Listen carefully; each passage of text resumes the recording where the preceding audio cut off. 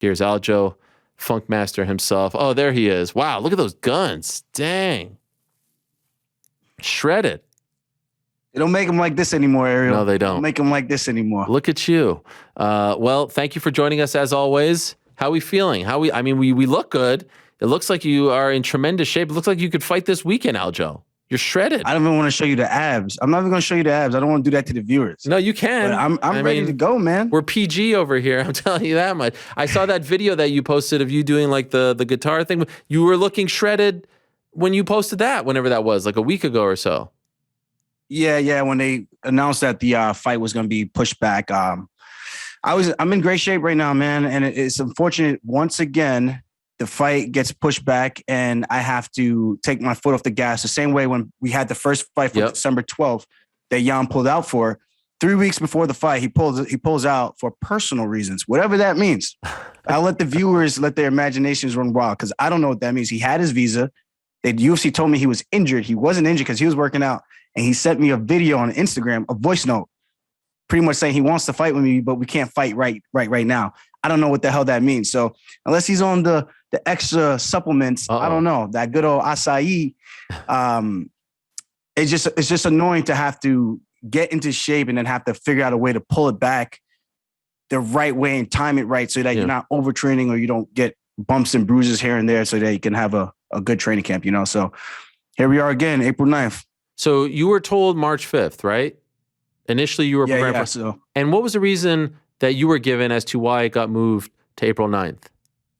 I was told that he wasn't vaccinated. This is what I was told. For real? So then I go out and I say this, and then Jan, he decides to chime in. And listen, I respect his stance on the vaccination thing. Like, it should be your choice. No one should be telling us to get mandates that we have to do this with our bodies or have to do this with our kids. That's just absurd. This is a free country. You're supposed to have freedom of choice, and the doctors are supposed to give you all the education that you should know to make an educated decision on whether or not you want to do that. So if that was really the case, I respect his stance. But at the same time, I knew he wasn't going to be vaccinated a month later. So I knew that didn't really make a lot of sense. So I only said what was told to me. And he said he is vaccinated. So I don't know. I don't really care. I just would have liked to have fought here in Vegas. That would have been a lot nicer. But Jacksonville, Florida, Vegas, his backyard, my backyard, I don't really give a shit. I just want to get my hands on this guy and just shut this man up and all these stupid clown emojis. I can't wait to turn the world upside down on his head. It's going to be a pretty day for myself, and I'm going to be so petty. So petty. I would be surprised. I mean, I can't imagine everyone who's fighting in Vegas is vaccinated. I would be surprised. I think at least 50% of us aren't. Right. You know, so at least it doesn't make any sense. It's not the reason it didn't make any sense to me. I think they just want to keep both title fights together, which is fine. Just tell us that. Like, don't tell us he's not vaccinated. And I say it, and then he's like, "No, I am vaccinated. What are you talking about?" I'm like, I don't know. Now, of course, another friend of yours, Sean O'Malley, came out and is like, hey, the reason why they moved it is because they couldn't headline on their own. How do you feel about those comments? O'Malley's going to do what O'Malley does, which is just talk. You know, he talks a big game, but we come to find out that he's a lot of talk, a lot of bark, and no bite. You know, the last time he tried to bite off more than he can chew, what happened? He did the broke leg dance, you know, so I don't know what he's on. And again, like, I know that was a kick that could have never had that impact, but it did. And guess what? You had your shot and you blew it. We all get opportunities. You had an opportunity, you blew it. So if you want to say Paiva is a guy that should give everyone more hype around him again, I don't know, man. Like, the UFC didn't give me those opportunities to fight tailor-made matchups when I came up. I fought my third UFC fight. I fought a guy who was ranked 6th in the world in Takeya Mizugaki. And ever since then, I have not left the UFC's top 10 in the UFC's top 10 of ranked contenders and guys that were within the top 10 and top 5. So, O'Malley, if you want to keep talking like this, step up to the plate and fight somebody.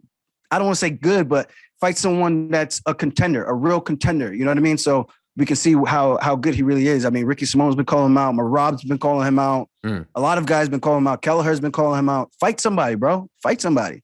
Did you... I don't know, your management say like, hey, why don't we just stay on this card? Like put us in the main, or put us, you know, if they want to go with Colby and Jorge, put us in the co-main, and that way we don't have to extend this drama and this rivalry another month. Was that brought up at all?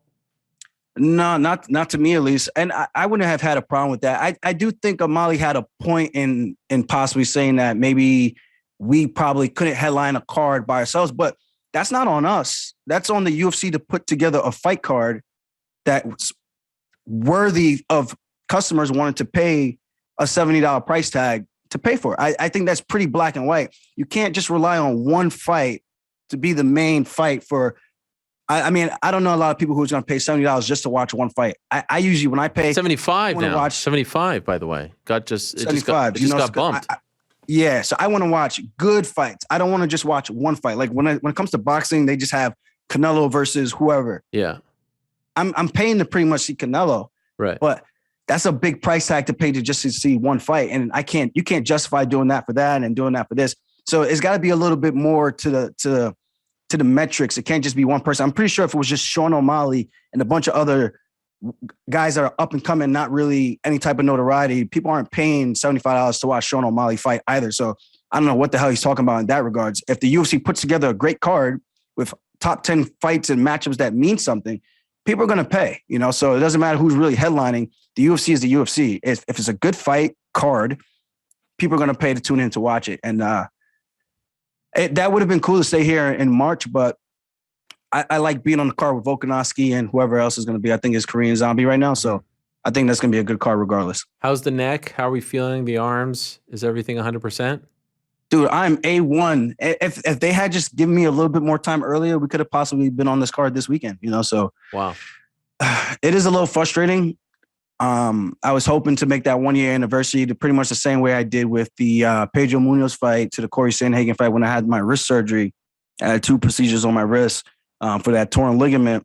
And Dr. Robert Watkins Jr. did a great job with the neck and gave me back to 100% the UFC PI team. And I feel good. I feel like we finally did things the right way. We took our time. We let the body heal up from a neurological standpoint, and we're good to go. I did 4 rounds of sparring the other day. That felt really good. Did 3 rounds on a Saturday at the UFC PI's cage. And I want to say probably the 5th kick or 4th kick that I threw, I fell on my ass in the octagon. Same exact canvas. I'm like, what a coincidence. And as I get taken down, well, I didn't get taken. I fell and I go, this fucking cage is trash. Yeah. Trash. It's so annoying. Like you throw a head kick and you just like zook, like someone just pulled the rug from underneath your feet. But what's wrong with it? I got some things to make a couple adjustments for that going forward. And hopefully we don't have too much of that going into this rematch because I'm very kick heavy. And I think most people know that. But other than that, I feel good, man. The cardio condition is on point. The mental is on point. I just can't wait to just shut everybody up. How do you combat that? Because we have seen some slippage as of late. How do you combat that? There's some things you could put on your feet. Okay. Give you a little bit more traction. Sometimes the UFC staff or whatever, when you're pouring, or the commission, when you're pouring water in the octagon, if you pour too much, they tend to take a towel to dry it up, even though it's going to dry regardless. Right. So I like to pour it, spread it out liberally on the canvas so that whenever we're going, if I'm circling around the perimeter, I could step my foot in that little, I don't want to say puddle, but that little wet spot to kind of get a little bit more traction on your feet, because it's not like a basketball court where you're trying to hit like quick crossovers, juke moves and things like that. This is like being able to stop on a dime and pivot.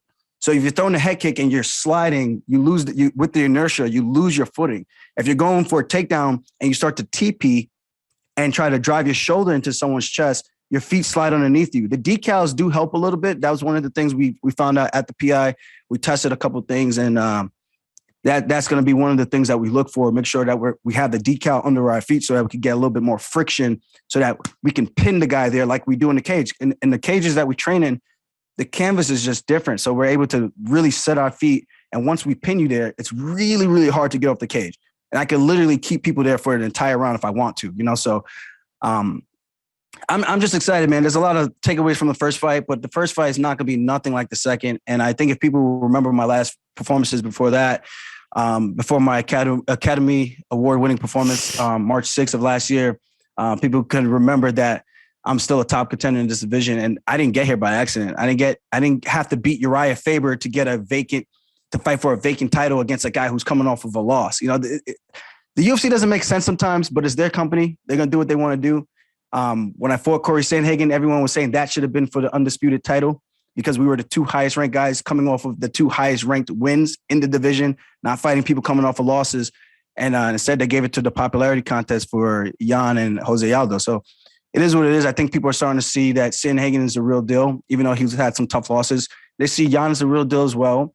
And there's no like, what would you call it? There's no coincidence. It's not luck that we all got to where we're supposed to be, you know, because I think the cream is always going to rise to the top, you know. So, and I think that's pretty much where we're at. So I do know that Jan's he's a great competitor, but at the end of the day, man, this is a fist fight we're talking about. And two guys are going to go in there. One guy's going to come out the winner, and that guy is going to be me.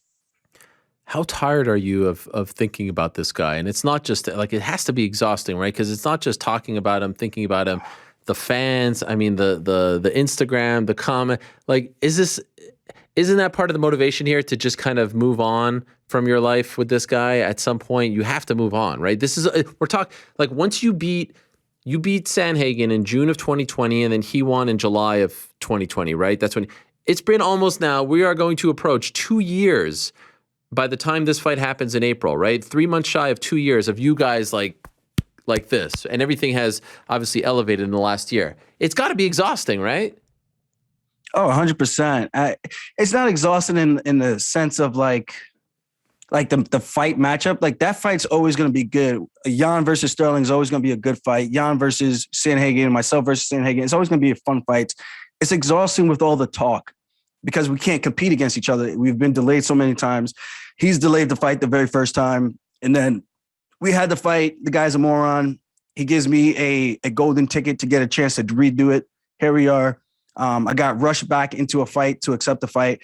No one put a gun to my head, yes, but I wasn't in quite a position to say, no, I'm not ready yet, because they were under the impression that I could take a training camp. But the doctor said I should have waited till after October to start a training camp, not fight in October, you know. So I cut my rehab short, had to pull out of the fight. I know they had the obligations to Abu Dhabi to give them 2 title fights, so they made the interim title fight. And I'm all for everybody getting paid. I love that Jan is actually going to get pay-per-view points. I'm so happy for him in that regards. I think all fighters should be getting paid, you know. So it's cool that we both get to share the pay-per-view points, you know. So that's cool. Being an interim champ, he gets pay-per-view points. Myself being the champ and undisputed champ, undefeated, never lost a round, I get pay-per-view points as well.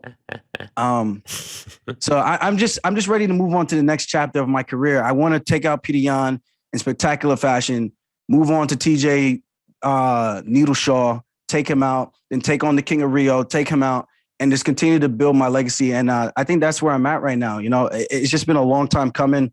I've worked so hard. I've been in the UFC since 2014 in February.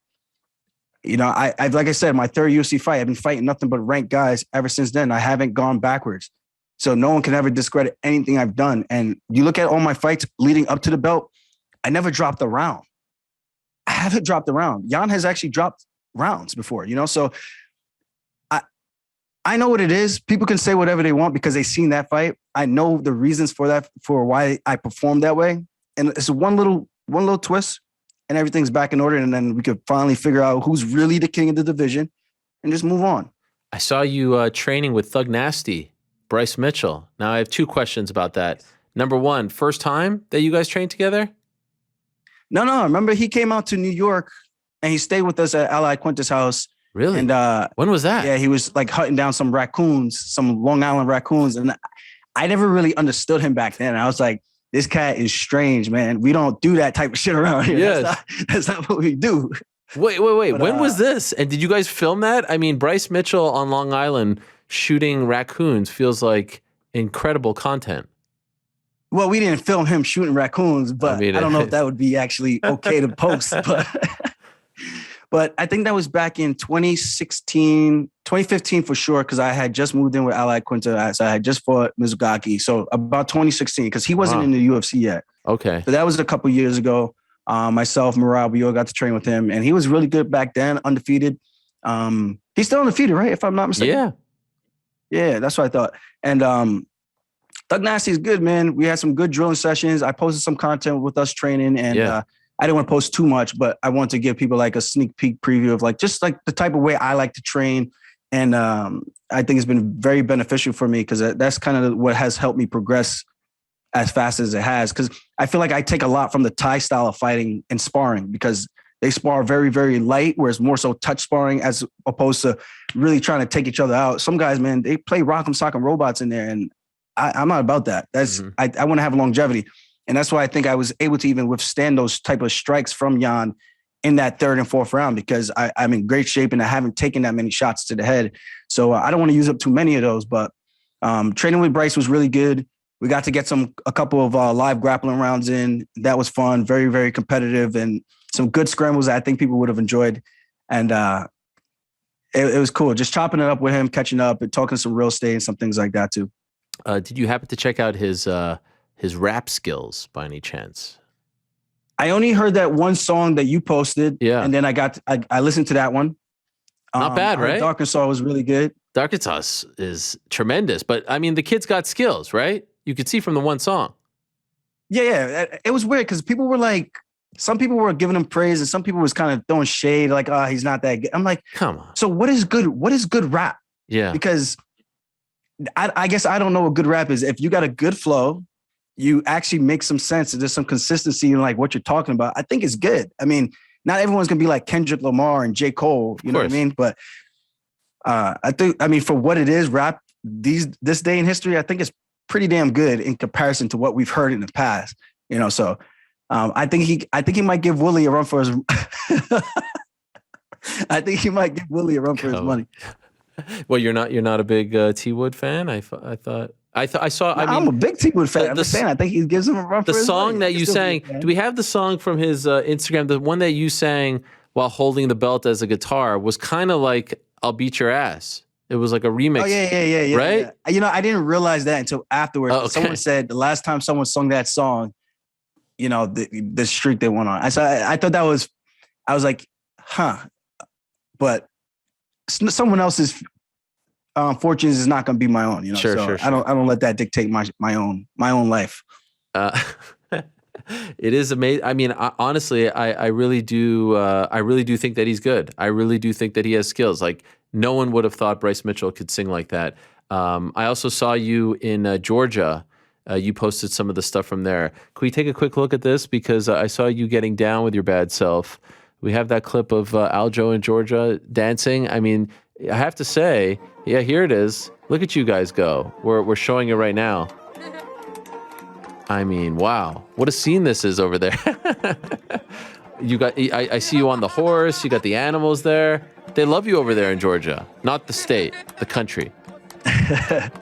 The Republic of Georgia is a great place, man. We had a great time. Marab showed us around. He gave us pretty much a hero's welcoming. He's like the president over there, man. No matter where we went, Guamajoba, everyone stopping, taking pictures with him.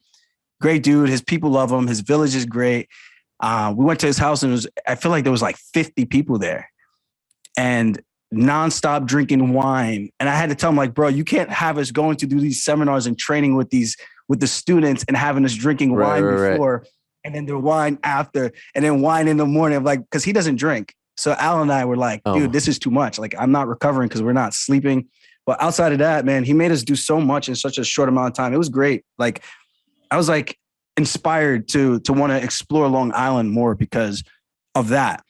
I'm like, man, I feel like I haven't really seen Long Island because look how much of the country I've seen in such a short amount of time versus I've lived in Long Island my entire life. I could only tell you about a couple of things and a couple of places. So that kind of gave a little motivation to start getting out more and doing some more outdoorsy things and sightseeing, that type of stuff. Will you go back to Long Island for this camp or is it all going to be in Vegas? So now that the fight was moved back again an extra 4 weeks, I had to kind of make another adjustment because I had planned out how many weeks I was going to be in Vegas and then finishing up in Long Island and coming back to Vegas. But now I'm actually going home this weekend and then coming back to Vegas for 2 weeks and then going to kind of jumpstart things again and then go back to Long Island, finish up, and then make the flight down to Jacksonville, Florida. Okay. Is that where it's looking like it's going to happen? That's what I was told. I'm actually really excited about going there. I've never fought in Florida before. I've mostly fought in like New York as an amateur, New Hampshire, Pennsylvania, New Jersey. and obviously Vegas, Kansas City. So this is going to be cool. California. It's going to be cool to get down to somewhere else. And April 9th, the weather should be great too. So maybe get a couple of beach workouts while we're trying to lose weight for the fights or some stuff like that. So I'm excited to get out there and meet the people of Jacksonville. I heard it's a great city, so I'm looking forward to it. Is there any chance that you get to fight in your home state before your career is over, or is that dream dead? I don't know. And at this point, honestly, the amount of the and I'm not one into superstitions, but the luck that our fighters have had in New crazy. York, I'm kind of like, yeah, it is crazy. I'm kind of like, huh? Yeah, no. It's wild. So it's like, do I really care to fight in New York? I mean, I would love to because the ambiance would be unreal, would be memorable. But if I was a superstitious person, I'd be like, no way can I fight there, But it would be cool to have like everyone I know to come out and make a short drive down from upstate New York, coaches, family, teammates, and stuff.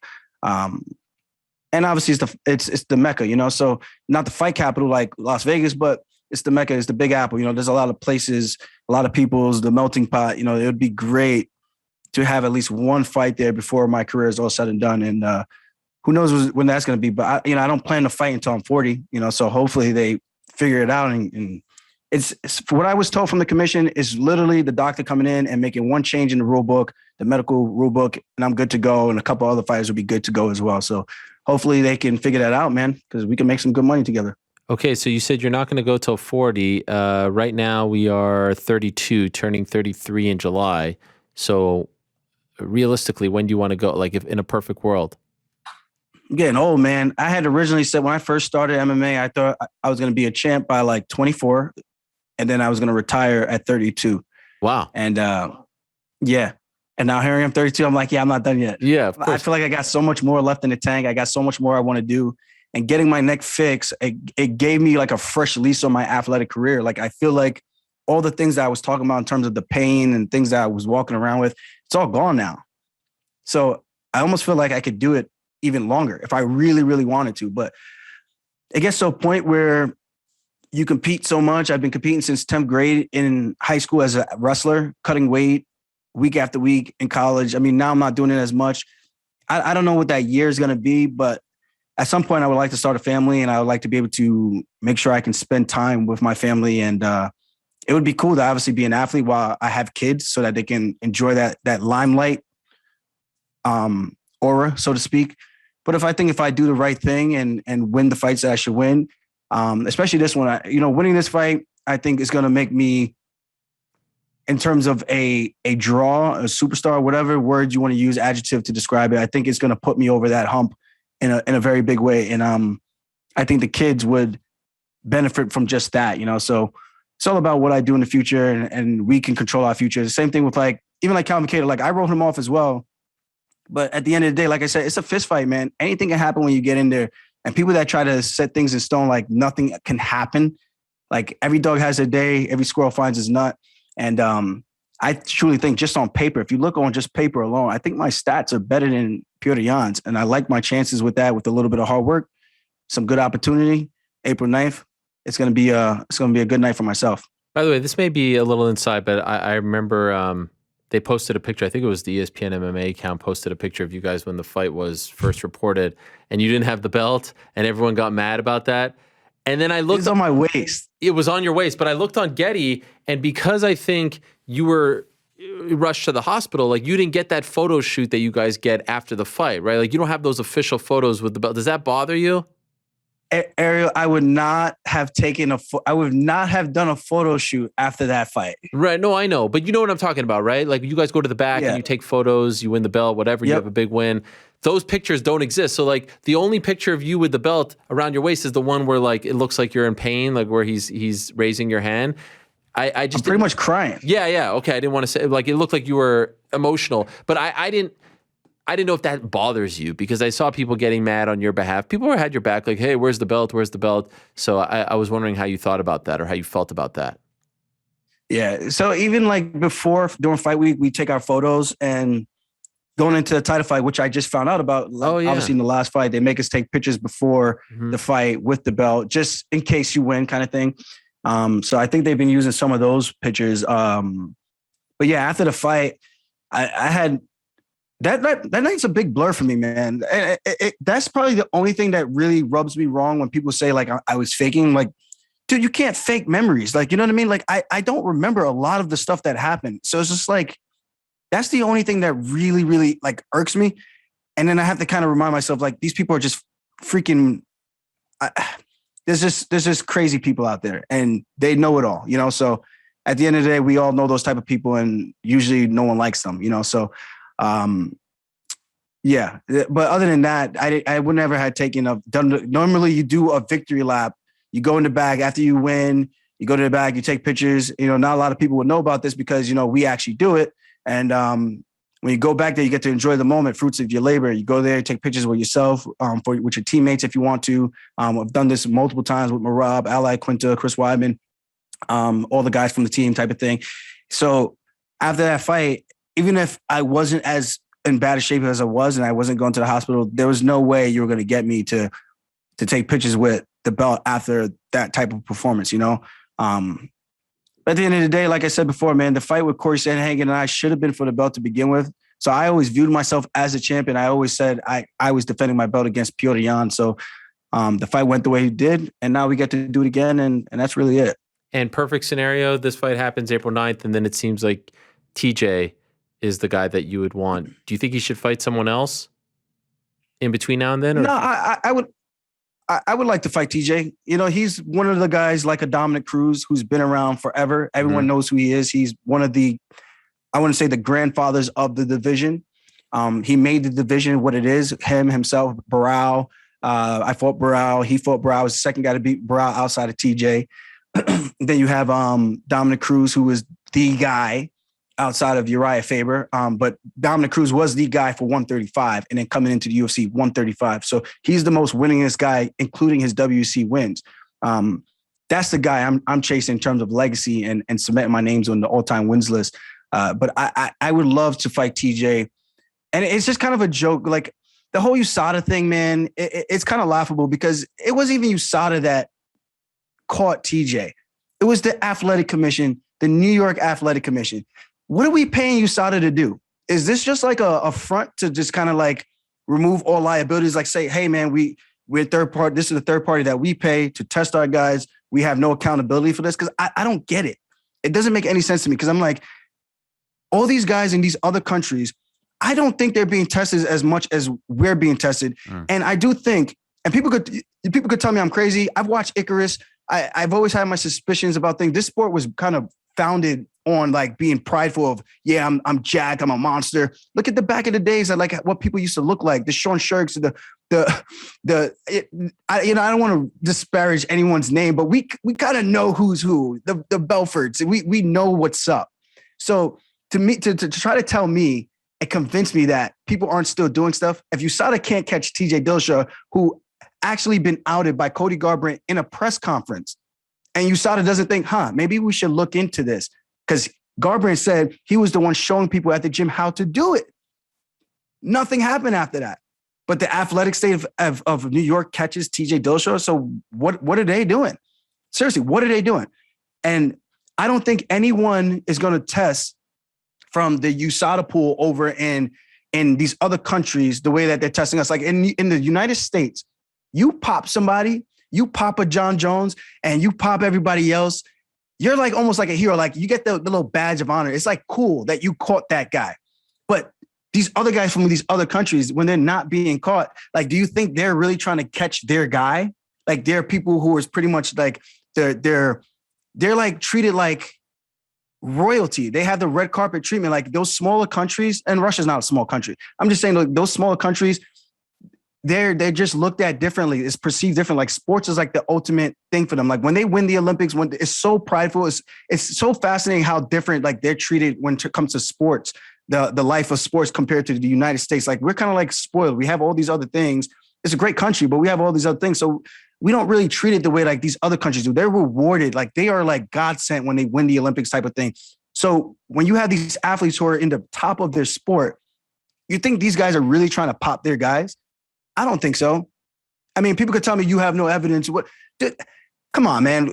Really, really? Do I need to have evidence? Like we had evidence with TJ and he still didn't get caught until years later. I know TJ has been cheating pretty much since the beginning of his UFC career.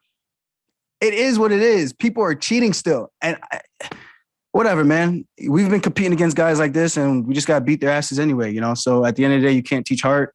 And I think cheating is just compensating for your mental weakness and you're not mentally tough enough to go through that grind without those things, you know? So it is what it is, man. Mark Hunt does bring up a good point. That was a rant. That was a rant. I appreciate it. That shit bothers me, man. It really does bother me because you should do jail time for doing steroids or EPO or any type of shit like that in the UFC, in combat sports in general. You can literally rearrange someone's career, their livelihood, doing this contact sport, man. This is not like playing basketball. We're not shooting hoops. We're not hitting a baseball into the crowd. You know what I'm talking about? You know, so we're dealing with life-changing events when you step into that octagon. And people will say, the ones that are stupid are going to say, well, no one put a gun to your head and told you to do this. What? How is that a logical comeback to justify those actions? Like, what? Mark Hunt brings up a good point. We had him on last week where he's like, why are the results coming out after the fight? What's the point, right? What's the point? Yeah. What's the point? Right. Just want to choke somebody. Like how often are you tested? I just got tested once. I feel like I haven't been tested in like months. That's how I feel. I would have to go back and look. I feel like I just got tested last week because I posted a video of it, a picture of it with my Band-Aid on my arm. Oh, right. They finally did blood and urine. They don't usually do outside blood? of that, I'm just like, sorry? They don't usually do blood? Only if they're testing for, I guess, steroids. I don't know. Okay. I mean, they don't do blood often. It's usually urine. And I don't know, like even listening to that Joe Rogan podcast with that guy from Derek something, More Plates, More Dates or something like that. Dude, it's fascinating. Like all the stuff that I don't even know about. And he's talking about all these benchmarks and things like that, how people could be cheating and these micro dosing. I'm like, dude, it's crazy. And he's saying that people have doctors that they pay to help them schedule everything the right way. I'm just like, yo, I believe it, man. Yeah, I believe it. It's I don't know. We're not Lance Armstrong. We're not riding a bike, bro. We're in a freaking fist fight. And if you can be a little bit more aggressive, you can be a little bit more on point, a little bit more dialed in. That's a more dangerous person in my eyes, you know. So that shit should be jail time, bro. Fucking jail time. It should be fucking jail time. That shit's fucked up, bro. You mentioned something about Jan. You think that he's on? Like you said, you don't know, you know, and you made the you know. For me, is I look at him the same way I look at TJ. I would not be surprised. I would not be surprised. And when you hear rumors, it is what it is. Like I said, where there's smoke, there's fire, man. You know, so I said that about TJ years ago, and it comes out years later that I was right. And again, I'm not trying to put dirt on Jan's name, but there's a lot of guys within the UFC that I've competed against. And like I said, I just wouldn't be surprised, man. Nothing surprises me anymore. It's just, you just kind of learn how to become numb to it and just kind of deal with it. Like people are going to say, well, why are you bitching about it? It was like, why not bitch about it? Mm-hmm, you're still cheating. I'm still going to make it known that I know you're probably cheating. And regardless, I'm still going to get in there with you. And I still think I'm going to beat your ass. That's really it. April 9th. I always love when you come on because you have such a great setup, Aljo. You've got the camera, you've got the microphone, your setup is more pro than mine over there. I mean, you've got the belt, you've got everything. I mean, you got the backdrop though, bro. Yeah, I got the backdrop. Although, I mean, were you I don't know if I'm supposed to say this, but were you writing something before? Was there something that I was supposed to prompt you, or was that for something else? Oh yeah, I had a little. Yeah. I didn't know. I thought to get off my chest. Well, when I asked you about Bryce, I thought that was like the opening of the door, but you didn't take the door. So, what do you want to share? This is just for the fans across the world. You know, it's going down, in fact, in Florida on April 9th. Tune in. Don't you dare think to miss this fight. The Funk Master, this time showing Jan no mercy. He'll be singing like Hathaway, baby, don't hurt me. Ooh. What is love? Friendly snub. Chioda, we ain't touching no gloves. When I'm done with you, you'll be wishing to be in the heavens above. Wow. Was that, I don't know if that was about Jan or was that about Bryce Mitchell? I feel like that was a subtle sort of call out of Bryce Mitchell. Brian Kelleher, what do you want? Listen, man, all these fake rappers in That's the right. UFC can get it. That's right. We need to do a UFC battle rap. We need to do you, Kelleher, Woodley, Thug Nasty. I don't know who else. Nah, no snub to Bryce, no snub to Kelleher. Kelleher and I actually used to make rap songs back in the day when we were training partners upstate New York. Yeah. Back in the Bomb Squad days. That was old school vintage stuff though. But I actually just wrote that before the show. I was like, I actually want to write something for my call out. I appreciate it. Are you gonna do like an album or something? Is this something you want to do as well? Or you would love that, wouldn't you? I mean, listen. I think the fans would love it. If I'm being honest, I think they would really appreciate it. For now, we'll keep it. I do want to do one song, like one actual really good song, before I'm done being a fighter, while I still have like the attention. You know what I mean? Sure. So that has always been a dream of mine to be a rapper or an NFL player or an NBA player. Obviously, I wasn't big enough to do those other sports.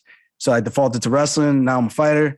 And I still always want to be kind of a rapper kind of thing. But right. I don't know. You still maybe got time? Do a couple features, 100,000 for a feature. Hit me up. Okay. Slide in the DMs. I'm sure you have a lot of nice people sliding in your DMs. A lot of very sane fans. I'm sure it's all very respectful and cordial, right? I mean, they're the worst fans. You do lean into it. I mean, I see you speaking in Russian and stuff like you do. Yeah, I mean, you're definitely leaning into it these days. I mean, this alone is definitely leaning into it. So I feel like you can handle it pretty well. Yeah. You know what? It's fascinating because it's so silly that people think that they know I didn't even post any pictures after the fight. And it was so quick, how quick it was to change. And from Jan's fake ass apology saying that he was sorry for what he did, he intentionally meant to do that shit. He's a piece of shit kind of person, man. And he's a fucking asshole. Let's call it what it is. He meant to do that. He gave a fake ass apology to kind of save face. Oh, I'm sorry. I hope he's okay. And then as soon as someone posted a picture of me at my house with my friends in my own personal private space, he went and flipped the script and started saying I was faking and whatever. And then people started saying the same shit. I'm like, I guess that's how we do things, So once people weren't even listening to what was going on, I was like, fuck you. Guess what? I do have the belt. Guess what? On the rankings, I am the champ. So go fuck yourself. I worked hard to get here. And at the end of the day, you can't do anything to take this away from me. So if you want to do something, come get it back in blood. So Peter, come get it back in blood if you really want to do something. And that's it. Damn, that is a promo. That's a way to end an interview. Can't wait. April 9th, not March 5th. The rematch, highly anticipated. Can't wait. Aljamain Sterling versus Peter Yan. Not Peter Yan versus Aljamain Sterling. Aljamain Sterling versus Peter Yan, right? Get it right, Ariel. Let them know. That's Yesterday's price is not today's price. Oh, my God. Yesterday's price is not today's price. See you, Aljo. Thanks so much, man. Appreciate it, and good luck in training. There he is, Aljamain Sterling, the reigning defending UFC bantamweight champion. That was a good promo. Dare I say, a great promo. I like that. That was good stuff.